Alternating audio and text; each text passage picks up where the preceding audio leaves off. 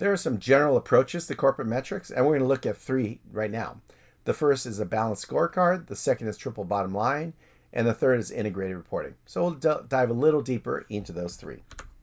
For balanced scorecard, there are four perspectives, and it's financial, customer, learning and growth, and internal processes. And it means that we have financial perspective like let's have sales grow, profits grow, cash flow grow, and those would constitute examples of metrics to show if we're healthy and profitable. Next, from the customer perspective, are customers happy? Do we retain our customers as they repeat purchase? And what is our market share and the strength of our brand? So those are from an outside perspective on how we're viewed by the markets and our customers. Next is learning and growth perspective. Are we reinvesting in the company and our people such that we retain people and lead to ideas where we can further creativity into current products and future products for the company? Next is internal process perspective, which is, are we running the business well? Our manufacturing, are we meeting our obligations to our customers? Are we meeting our production schedules? And are we meeting safety standards, which may be leading indicators for how we're going to do as we see these early signals of how productive and how effective we are. The triple bottom line from net impact are people, planet, and profits. And profit is that we're needing to sustain ourselves, create revenue and growth, to create opportunities for our people and sustain the continuity of the business. People is from all vantage points, from the supply chain of things that are raw materials or subcomponents, to our own people in our company and how we're treating them, and are we bettering their position in the company and their own growth for their careers? And then downstream to our customers and our communities and society at large. Planet is our obligation to improve sustainability practice so that we're not ruining this beautiful earth that we're in.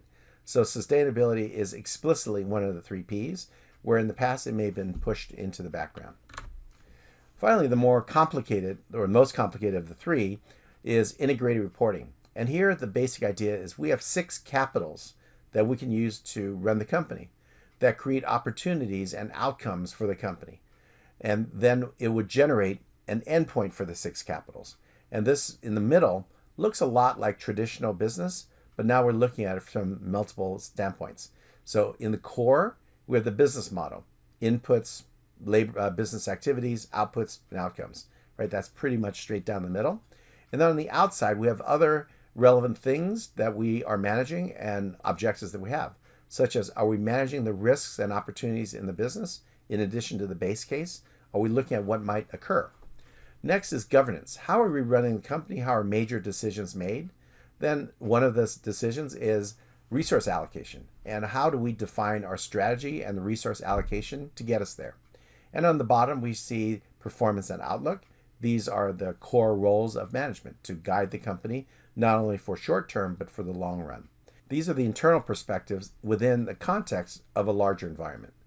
Integrated reporting is something we'll look at in our workshop. So we can see an example of companies that have adopted this. It is by no means required by the SEC or any other regulatory agency. And adoption of this is voluntary because these companies want to show that their priorities are more than simply one. They have a broad set of objectives for the company. KPIs is what are the possible KPIs that we have and how do we evaluate them? This is one way to evaluate a KPI. This is how we evaluate the evaluation. So first, let's identify what are we looking at. In the example here, the example is asset turnover. So what does it measure? Let's define why we're measuring it. And we're trying to look at our effectiveness of asset management, which is a key component of return on equity. What is the definition of this metric? Simply sales divided by assets. Is it leading or lagging? In this case, it is a leading indicator for what we might see down the road, but in a way it's also lagging because it shows the result of our asset usage. Unintended consequence, if we overemphasize managing this, we might see that we will lower our asset base and that reduces our flexibility in the future. So we might trade off long-term effectiveness for short-term high metrics. What are the next higher level measures? As we said, this rolls up as a component in return on assets, return on equity, and eventually to return on invested capital. What are some subordinate measures? What's underneath it? Well, if we look at total asset turnover, underneath it are the different components of assets, such as inventory and receivables management. What are the processes covered internally?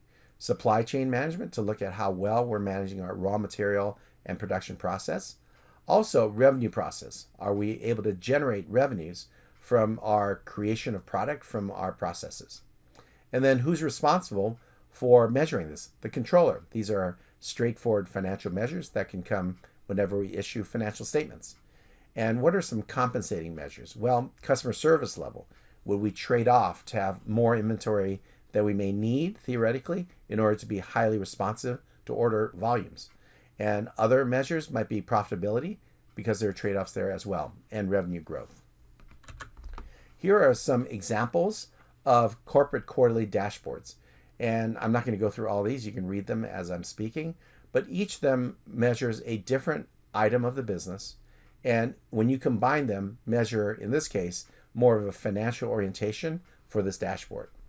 And it does cover some aspects that we saw in the balanced scorecard, such as on-time delivery performance, there on the bottom row, or quality, that's a measure of another objective, and headcount, which might be looking at our management of resources.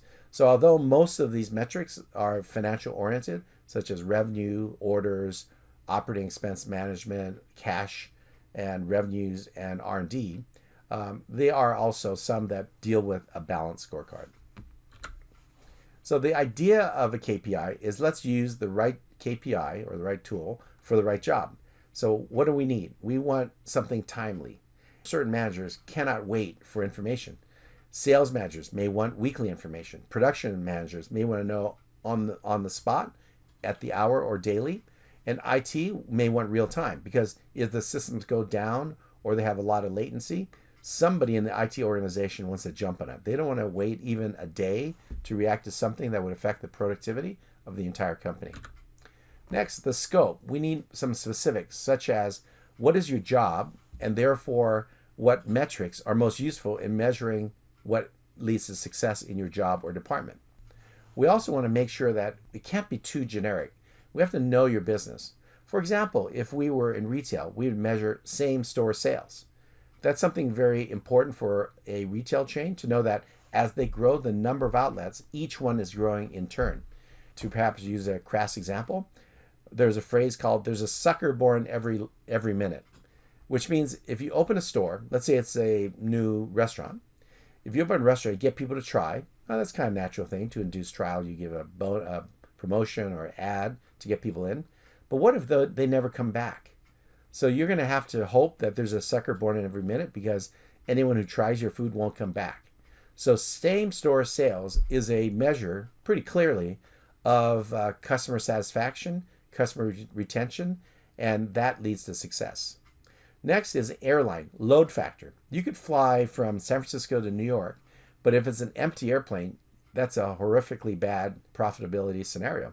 So a measure is not how many flights you have, but how full are the flights? What is the load factor, or the percentage used of the seats that you have ready for occupancy? In insurance, it might be retention, because it costs a lot of money to originate a new policy. But when you start getting renewals of policy year in, year out, that's when you have profitable insurance. So retention of business is a key measure for the success and profitability of insurance.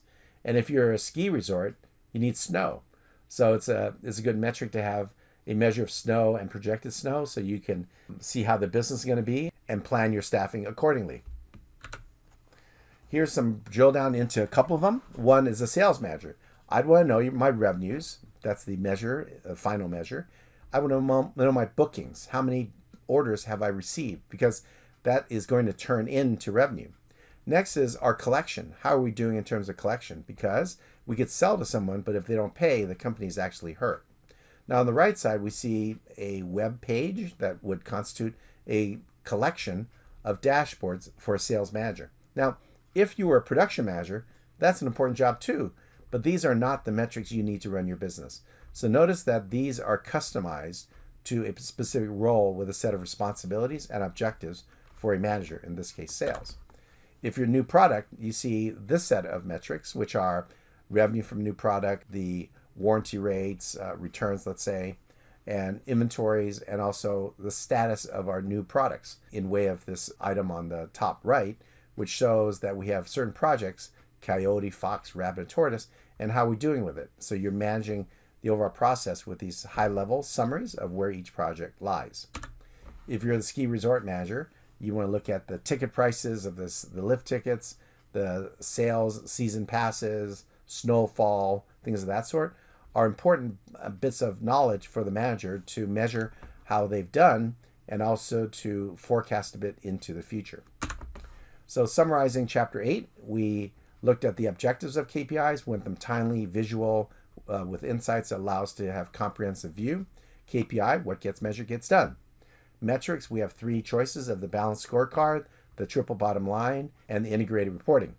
For corporate KPIs, we have a broad range of metrics we could use, and the idea is let's use the right tool for the right job, and that is different for the role, the department, and it could be a division or corporate overall.